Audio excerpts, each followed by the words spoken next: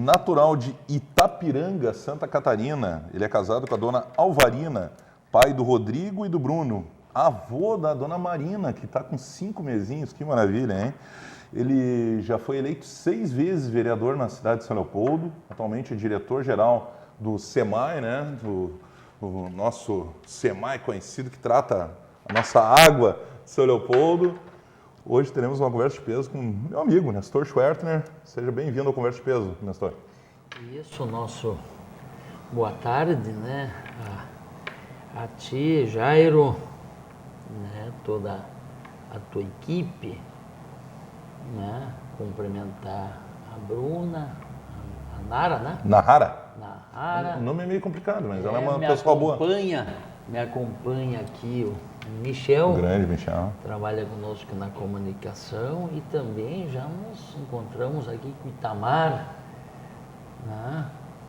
Itamar e a Mari, lá de Santos do Monte, né? Isso, lá do Santos Dumont, são lá dos quiosques dos amigos, depois a gente vai ter uma conversa com eles também. Amigos que vão complementar aqui. Vão ter uma outra conversa de peso também. Outra conversa, então cumprimentar a ti nesse programa de peso pela sua importância e também a TV São Léo. E cumprimentar todos os internautas, os que estão nos ouvindo, dar o nosso grande boa tarde. Para mim é a primeira vez que eu venho aqui. Nos conhecemos há muito tempo. Bastante. E conhecemos o Mai Moreno. Atividade na fora, São Leopoldo Fest. É verdade. Enfim, portanto, dar o nosso boa tarde e agradecer por estarmos aqui nesse momento. Tá certo.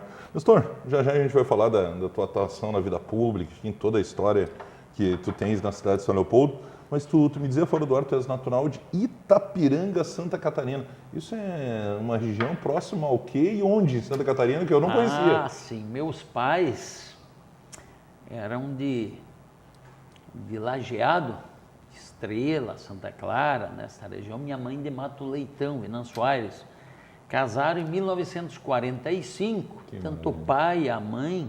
Logo ali no pós-guerra, então. Tinham família, uma família de 12 filhos, tanto o pai e a mãe, né? Congestionou a região e já foram imediatamente morar em Itapiranga, Santa Catarina, que é no outro lado do Rio Uruguai, atravessa a barca ainda hoje, Tenente Portela, né? E aqui o Itamar diz que é de Mundaí, né? Ou seja, são regiões próximas, muito próximas. Então, nós nascemos lá, né? De 1945 até 1967, moramos lá, também nascemos 12. Né? Olha só. Congestionou lá também, em 22 anos. A cidade ficou pequena.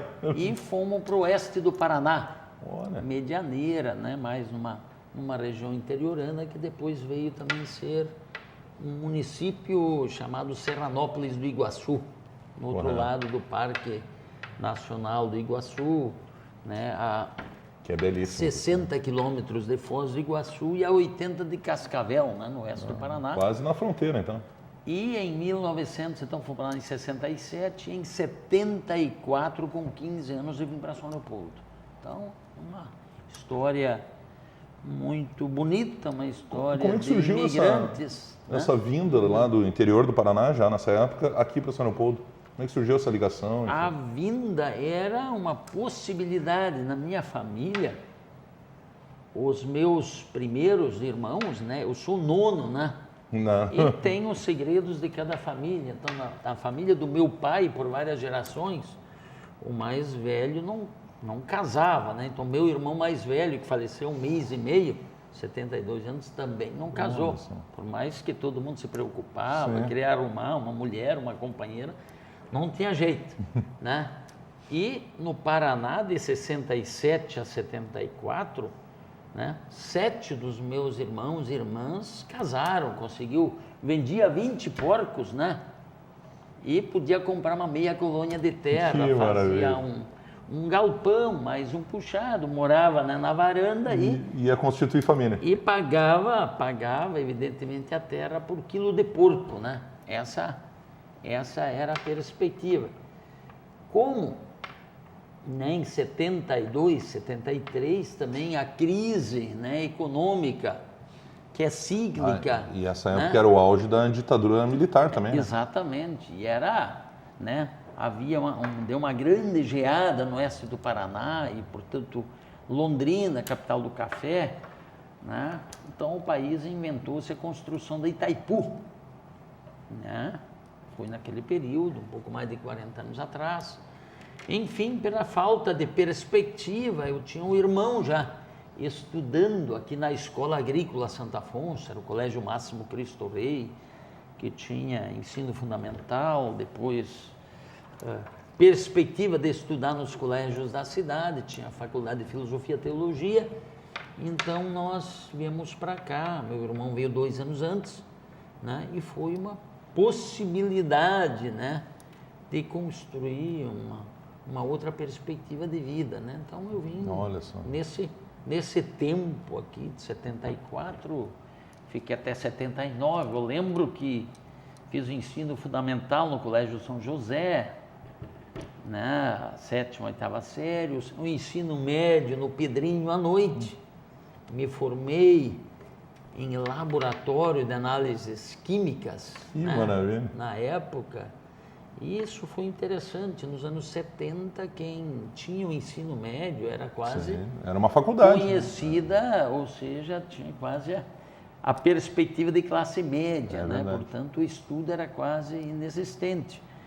Como eu estava num colégio interno, né, dos jesuítas, onde tinha a possibilidade de ser irmão ou ser padre, né? Eu ia te perguntar segui o caminho e fui para o noviciado, que é um momento tu chegaste a ser jesuíta. Sim, fiz os votos de pobreza, castidade, obediência. Aí eu vim para Cascavel 2 anos. Só não cumpri os votos depois, com a castidade principalmente. 2 anos, não.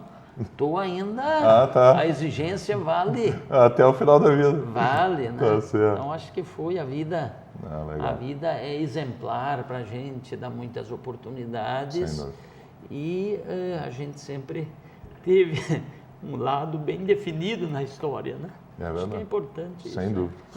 Nestor, e quando tu chegaste a São Leopoldo, enfim, depois a sequência de vida aqui, nesse final dos anos 70 e início dos anos 80, era uma cidade bem diferente, né, do que é hoje, enfim, tu chegaste a ser líder sindical também, ou seja, era um outro momento do país e da cidade de São Leopoldo, né? Perfeito. Eu, em função da vida na agricultura, depois na perspectiva, né, de busca, né, dá para dizer assim, do mundo melhor para a gente e também para o conjunto, nós sempre trabalhamos muito na formação da juventude, até hoje. A juventude é a grande encruzilhada da vida, né? É na juventude que tu tem muitas opções pela frente. Um acerto na juventude encaminha a pessoa para o futuro. Um erro na juventude pode trazer consequências. Que é muito fácil, né, acontecer por ter muitas opções, muitos caminhos, enfim. É verdade. Né, compromete esse período. E eu, evidente, quando saí da vida religiosa, em 81, eu vim para São Leopoldo, né, morando já na Vila Batista, né, e sempre na minha vida profissional, sempre trabalhei em Novo Hamburgo. Comecei a trabalhar na Amapá do Sul, sim, depois na Incobol, no CAD, enfim. Né, e não tinha nenhuma perspectiva de intenção de ser dirigente político. Eu queria ajudar a conscientizar, tornar a sociedade melhor, né? Esse era a minha perspectiva, tanto na vida religiosa como fora dela, né? Tu não precisa necessariamente ser religioso, né, para tu fazer bem à sociedade, tu coordenar um processo de mudança, né? E era muito triste, né, nos anos 70, nos anos 80, né, por exemplo, aqui, muito forte a presença do setor coreiro calçadista, né, ou seja, fábrica de borracha, fazia componente para o calçado, as fábricas de borracha faziam também autopeças, faziam pneumáticos, faziam recalchutagens. A indústria era muito forte, né? Era muito forte. E todas produzindo, né, a maior parte componente para o calçado. E São Leopoldo era a capital, Novo Hamburgo, a capital internacional do calçado, e São Leopoldo também tinha, né, próximo a 10 mil trabalhadores também nessa área. E nós passamos a trabalhar, se organizar na juventude operária, né, e eu trabalhava e estudava e militava, né? E essa juventude me despertou. Se a gente está num local de trabalho, a gente precisa ter um compromisso com as pessoas que trabalham naquele lugar. Sem dúvida. Então, eu como gostava de jogar futebol, gostava da música, gostava do baralho, gostava de jogar um bolão, uma bocha, enfim, né? A gente foi sempre se envolvendo muito. Mas não parou por ali, as pessoas nos convenceram. Olha, para quem tem consciência, tem uma responsabilidade muito maior. E nós fomos, de fato, trabalhando isto, organizamos um movimento na região, organizamos no estado, organizamos no país, né? E isso fez com que a gente logo ali adiante partiu para uma luta sindical em função da exploração, né, dos trabalhadores no local de trabalho, a organização de uma estrutura de defesa dos trabalhadores. A legislação era bem inferior a hoje, e isso fez com que a gente logo ali na frente se tornasse dirigente sindical, e com isso... Tu é um dos fundadores da Presidente Sim do PT. Tu iniciaste logo tua vida pública já no PT, né? A tua primeira filiação? Eu iniciei a minha vida, vamos dizer, pública no movimento sindical. Sim, primeiro no sindical, claro, mas eu digo político no PT. Nós somos da origem do movimento do PT, inclusive antes do PT iniciar, porque nós tínhamos uma avaliação de que não bastava os trabalhadores se organizar numa categoria só, vamos dizer, os trabalhadores da borracha somente se organizar. Sim.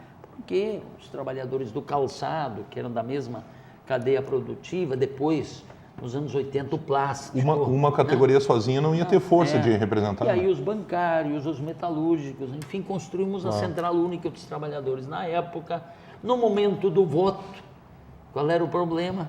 Os trabalhadores não tinham, na nossa avaliação, uma boa opção de voto. Ou seja, tinha que votar no menos ruim, né? Nas opções que tinha. E que não respondiam também às nossas expectativas. E com isso, nós fomos construindo, né, o PT. Né? Fomos construindo o PT, mas sempre o PT organizado pela base, né? Organizando, fazendo as pessoas lutar, fazendo as pessoas se organizar, participando de pequenas comunidades da igreja, participando de debates, né? Seja professores, continua a ligação com o movimento sindical também, construindo, evidentemente, construindo uma outra perspectiva e também fazendo a disputa política, disputa de projeto, disputa de futuro, né? Nós então tínhamos a clareza que para mudar a sociedade, ou ter uma intervenção maior na sociedade, precisaria um partido político. E nós olhávamos as leituras internacionais, vimos, por exemplo, na Bolívia, né, muito forte, né, a central sindical boliviana dos mineiros, mas não queriam disputar politicamente, foi um erro. E fomos fazendo todas essas leituras e a boas ideias agregamos força, né? Algumas deram certo, outras menos, mas fundamentalmente o que posso dizer para quem está nos ouvindo, e a nossa juventude, enfim, né, do que nós não podemos se queixar, independente dos erros, dos acertos, nós sempre tivemos o mesmo lado na história, né? Sempre ao lado da classe trabalhadora, do povo menos favorecido, né? E isso nós continuamos fazendo até hoje, independente, né, dos rumos da política e do país que nos preocupam muito. Nós achamos que isto é injusto, né? O Brasil entregar todo o patrimônio nacional duramente conquistado, assim como o pré-sal, agora entrega dos aeroportos, entrega de todas as riquezas nacionais, que na nossa avaliação não temos nenhum problema com as multinacionais, mas essas riquezas poderiam ficar sob inteligência, né? Ou então sob controle do povo brasileiro. Tá certo. Vamos ao intervalo e na volta o Nestor vai contar aí sim, né, um pouquinho dessa trajetória política dentro da cidade de São Leopoldo, já 6 vezes eleito vereador na cidade e hoje, claro, comandando também, estando à frente do SEMAI. Lembrando, conversa de peso sempre para Funny Feelings. Grande abraço, Fabiano, toda a equipe lá do Funny Feelings. Vamos ao intervalo e já voltamos.